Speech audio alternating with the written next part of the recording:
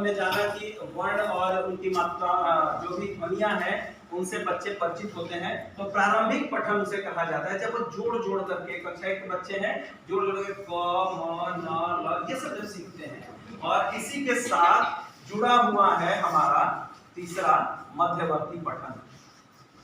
मध्यवर्ती पठन, अब यहाँ पर बच्चे जोड़ जोड़ करके ब्लेंडिंग और डिकोडिंग कर रहे हैं। और इसके बाद जब मध्यवर्ती पठन में आएंगे तो ये शब्दों को पढ़ेंगे। लेकिन मध्यवर्ती पठन में क्या होता है, यहाँ कठिन शब्दों को बच्चे छोड़ छोड़ के आगे बढ़ते हैं। कक्षा के दौरान हम लोग अगर कोई किताब देते हैं बच्चों को पढ़ने के लिए तो हम देखते हैं कि जो आसान और सरल शब्द हैं उन्हें तो बच्चे अच्छे से पढ़ते हैं, और जो कठिन शब्द है उसको छोड़ के आगे बढ़ जाते हैं, उसको पढ़ते ही नहीं है।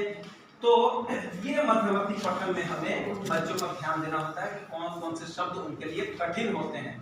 अक्सर हम लोग उन्हें श्याम पठ के माध्यम से या शब्दों को भी अलग अलग करके तोड़ तोड़ करके पढ़ना सिखाते हैं।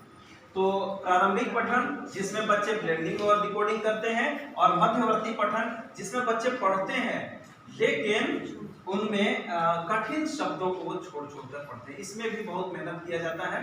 और इसके बाद जो चौथा चरण है वह है प्रवाहपूर्ण पठन।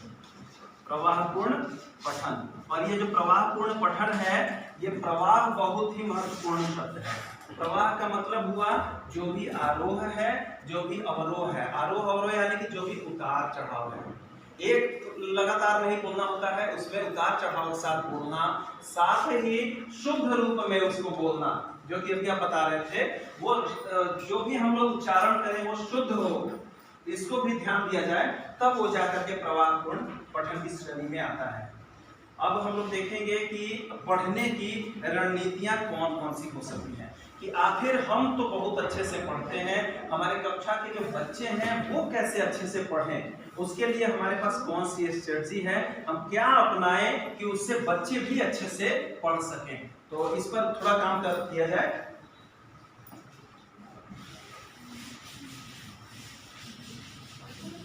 इसके लिए कुछ रणनीतियां अपनाई गई हैं। सबसे पहले क्या होता है कि हम लोग जैसे बीएड या बीटीसी कर रहे थे तो उसमें भाषा शिक्षण में ट्रेनिंग के दौरान हम लोगों ने लेसन प्लान बनाना सीखा था।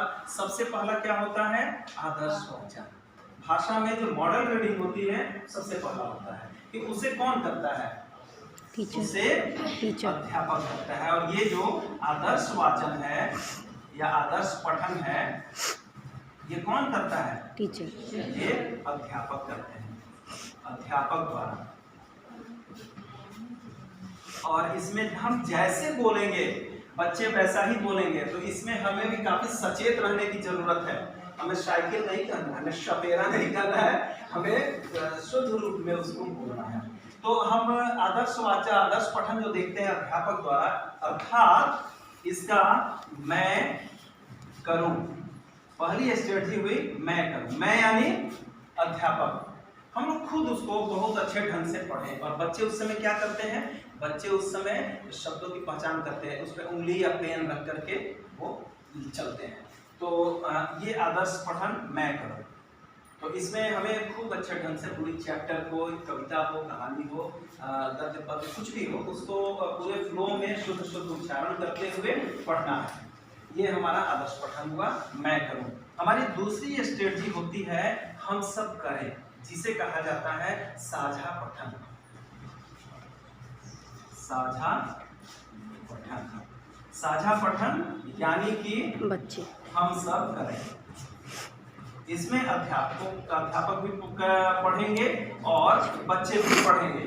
ये जो साझा पठन है बहुत महत्वपूर्ण है। इसमें हम भी पढ़ते हैं और बच्चे भी पीछे पीछे उसको दोहराते हैं, फिर वो बोलते हैं, फिर हम लोग बोलते हैं, और ऐसे बार बार इसमें क्या होती है, ड्रिल होती है, ड्रिल। और ये जो ड्रिल है लैंग्वेज में सबसे ज्यादा महत्व रखता है। आजकल ड्रिलिंग नहीं होती है। ड्रिल का मतलब हुआ कि बार बार एक ही चीज को रिपीट करना। हमारे भीतर जो भी हमारी स्वर तंत्रिकाएं हैं, कंठ से लेकर के और ओठ तक, इनको बार बार हम लोग अगर उच्चारण करेंगे, जितना ज्यादा उच्चारण करेंगे उतना ही ज्यादा ये शुद्ध शब्दों का उच्चारण होगा। तो ये ड्रिल बहुत जरूरी है। ड्रिल का मतलब बार बार उसी चीज को रिपीट करना, उसी चीज को बताना। इसके बाद ये जो साझा पठन है इसमें हम सब करते हैं, यानी कि यहाँ बच्चे भी पढ़ेंगे और अध्यापक भी पढ़ेंगे और इसमें कुछ समय भी लगता है। तीसरी हमारी स्ट्रेटजी होती है उसे कहते हैं मार्गदर्शन पठन। मार्गदर्शन पठन, ये जो मार्गदर्शन पठन है उसमें हम लोग सिर्फ गाइड की भूमिका में होते हैं और ये जो मार्गदर्शन पठन है ये कहा जाएगा तुम सर करो।